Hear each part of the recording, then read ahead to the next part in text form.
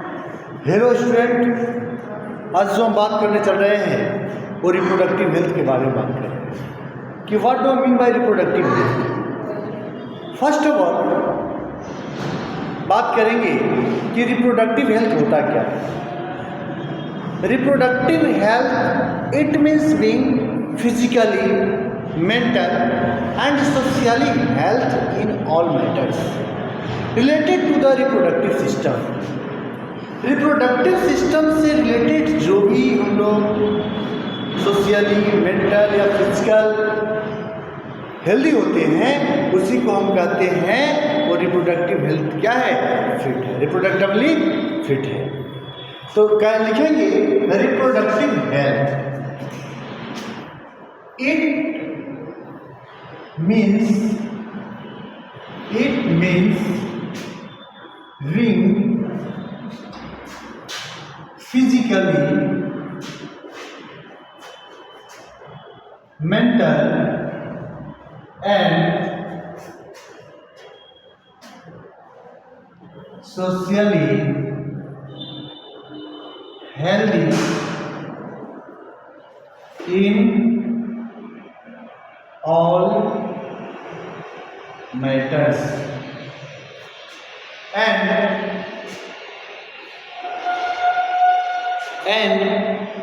related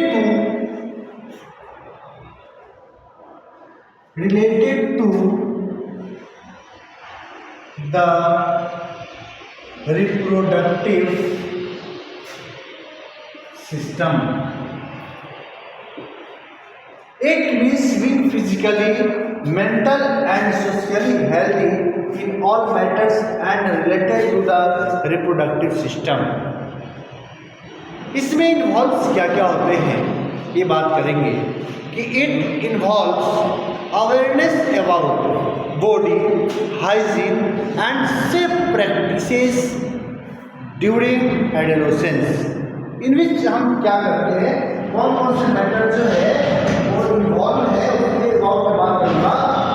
it involves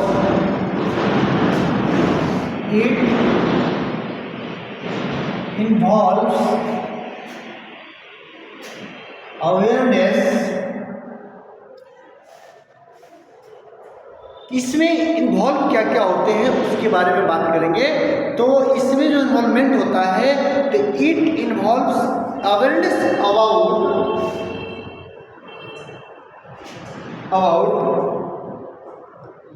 body, सबसे पहले क्या आएगा, बॉडी आएगा, उसके बाद hygiene, personal hygiene and safe practices during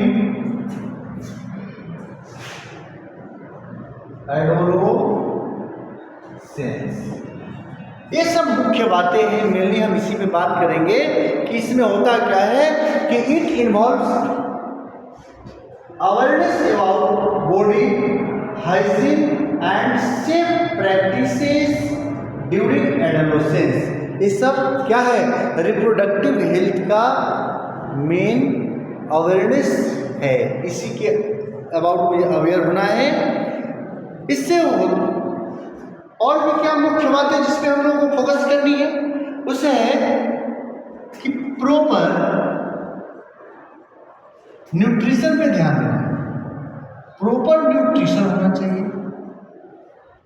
बिल्कुल प्रॉपर न्यूट्रिशन होना चाहिए, रेगुलर एक्सरसाइज होना चाहिए, रेगुलर एक्सरसाइज यानी कि आपको प्रॉपर्ली वे में क्या है, रूटीन वाइज क्या करना है, रेगुलर एक्सरसाइज करना है। क्या करने हैं, it should must regular exercise. इसके बाद क्या है कि जो मेन पॉइंट है, most of the important for during adolescence, वह क्या है, maintaining and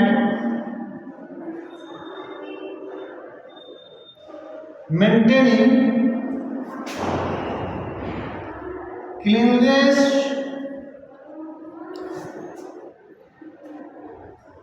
are very important in this stage, during this stage. कौन सा स्टेज? तो लिखेंगे एडोलेसेंस। क्या लिखेंगे? एडोलेसेंस। ये सब जो है हम लोगों को 7 क्लास तक जो है इतना ही पढ़ना है रिप्रोडक्टिव हेल्थ के बारे में। इसमें तो बहुत सारी बात पढ़नी है, लेकिन मेन जो है क्या करना है कि it means physically, mental and socially healthy in all matters and related to the reproductive system. It involves awareness about body hygiene and safe practices during adolescence. After that कुछ पॉइंट है जिस पे मुझे ध्यान देने वाली बात है, वो क्या है? Proper nutrition, regular exercise and maintaining cleanness are very important during this stage, यानी कि एडोलेसेंस की बात कर रहा हूँ. इसके बाद जो है हम लोग पढ़ेंगे एक छोटा सा टॉपिक आ रहा है, वो क्या है? चाइल्ड मैरिज के बारे में. After that we are going to discussing about the child marriage. क्या बच्चों? चाइल्ड मैरिज के बारे में बात करेंगे. Child marriage. अभी चाइल्ड मैरिज होता क्या? देखो कि जो हमारी इंडिया गवर्नमेंट है, इंडिया की जो गवर्नमेंट है वो एक फिक्स एज की है. बॉयज़ के लिए 21 इयर्स एंड गर्ल्स के लिए 18 इयर्स का एक एज फिक्स्ड किया गया है. और इस एज से पहले अगर मैं किसी भी बच्चे को अगर शादी करा दिया जाता है तो उसे क्या कहते हैं? चाइल्ड मैरिज का नाम दिया जाता है. जैसे कि child marriage refers to getting a child marriage before legal age. जो लीगल एज है उससे पहले अगर बच्चों की शादी करा दी जाती है उसे कहते हैं चाइल्ड मैरिज. इसका बहुत सारा जो है बैड इम्पैक्ट पड़ता है बॉडी पे. क्यों? क्योंकि अगर जो लीगल एज बनाया गया है उससे पहले का जो स्टेज होता है लाइफ का, वो होता है एडोलेसेंस. और एडोलेसेंस के टाइम पे जो हमारी बॉडी है वो ग्रोइंग स्टेज में होती है. क्या होती है? ग्रोइंग, यानी कि डेवलपिंग कंडीशन में होती है. अभी वो हमारी बॉडी जो है वो डेवलप नहीं हुई है. ना हमारी बॉडी डेवलप हुई है और ना हमारे माइंड डेवलप हो पाया, ना हमारे माइंड डेवलप हो चुका है. तो अगर जब हमारी बॉडी अगर डेवलप नहीं है, हमारी माइंड डेवलप नहीं है, तो फिर जो मैरिज का जो रिस्पॉन्सिबिलिटी होता है उसको हमारी बॉडी टॉलरेट नहीं कर पाएगी. इसलिए कहा गया है कि child marriage refers to getting a child marriage before legal age, that is 18 years for girls and 21 years for boys. It is very harmful because in this stage our body and mind of children are not fully developed to take on the responsibilities of marriage. ये marriage की जो responsibility है उसको tolerate नहीं कर पाएगा. तो आइए लिखते हैं कि child marriage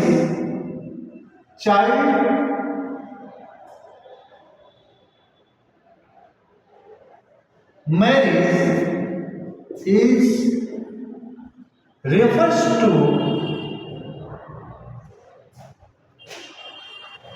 getting a child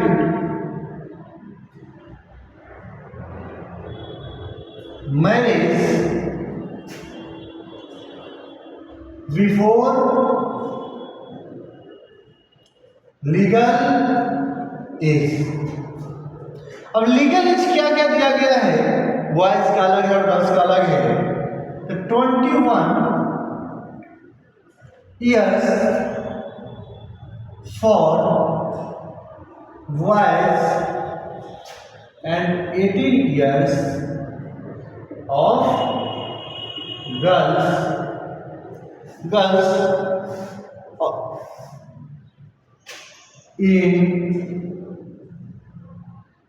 in the India में जो है गर्ल्स के लिए 18 इयर्स और बॉयज के लिए 21 इयर्स का जो एज है, जो मैरिज के लिए दिया गया है, जिसे हम लीगल एज के नाम से जानते हैं। अब ये जो है, इससे पहले शादी क्यों नहीं की जाती, इसका बैड इम्पैक्ट आता है। क्यों? It is very harmful, it is very harmful because in this stage कौन सा stage? Adolescence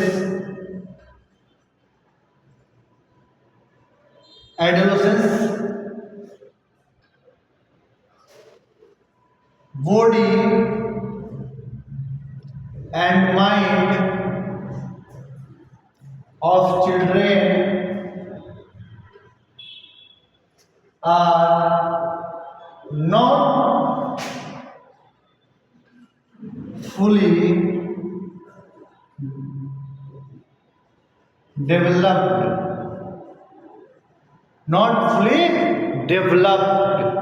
to take on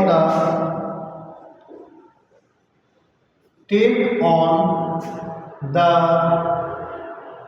responsibilities of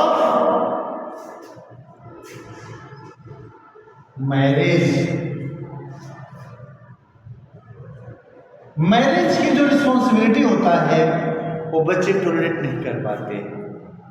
क्यों? क्योंकि उस टाइम पे बच्चे का जो ग्रोथ होता है वो कंप्लीट नहीं होता है, ग्रोथ स्टार्ट रहता है, जिसके वजह से बच्चे क्या है, वो टॉलरेट नहीं कर पाते। इसके बाद जो कंडीशन आता है, जो most serious consequence of child marriage is adolescence pregnancy. अगर मान लेते हैं कि इस स्टेज में मैरिज हुआ और गर्ल्स जो है वो प्रेगनेंसी को कंसीव कर लेती है, तो उससे क्या होता है कि सीरियस कंडीशन हो जाता है, बहुत सारे रिस्क हो जाते हैं, बहुत सीरियस कॉन्सिक्वेंस जो है वो दिखाई देने लगता है। जैसे कि एनीमिया हो जाएगा, anaemia, malnutrition, blood pressure high, यानी कि हाई ब्लड प्रेशर, और complicated growth, complicated during child birth and poor growth हो जाएगा।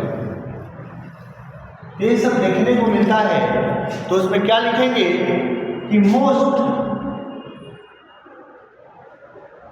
Serious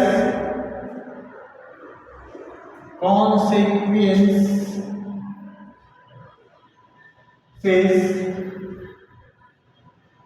are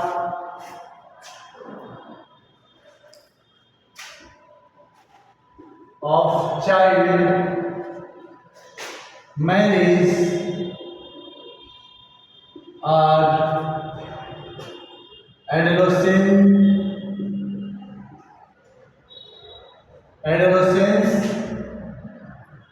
pregnancy. अगर प्रेगनेंसी कंसीव कर लेती है गर्ल्स तो क्या होगा, तो देखने के बाद ड्यूरिंग एडोलेसेंस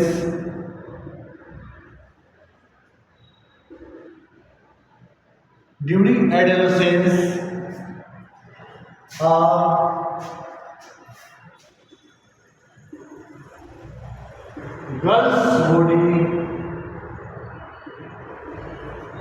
गर्ल्स बॉडी क्या करती है?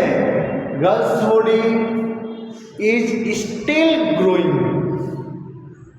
Girls body is still growing. वो क्या हो रहा है? ग्रोइंग कर रहा है. एंड प्रेगनेंसी, अगर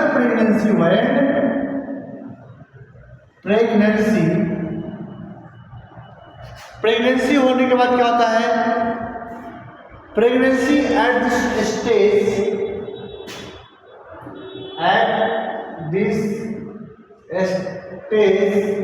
can lead to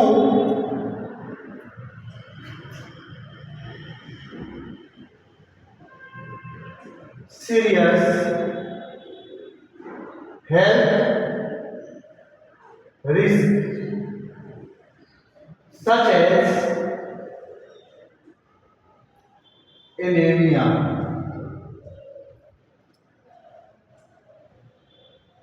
high blood pressure,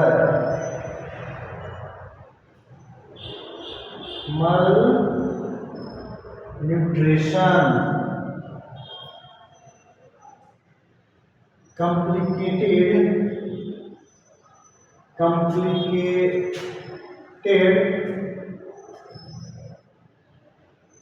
क्या हो जाएगा?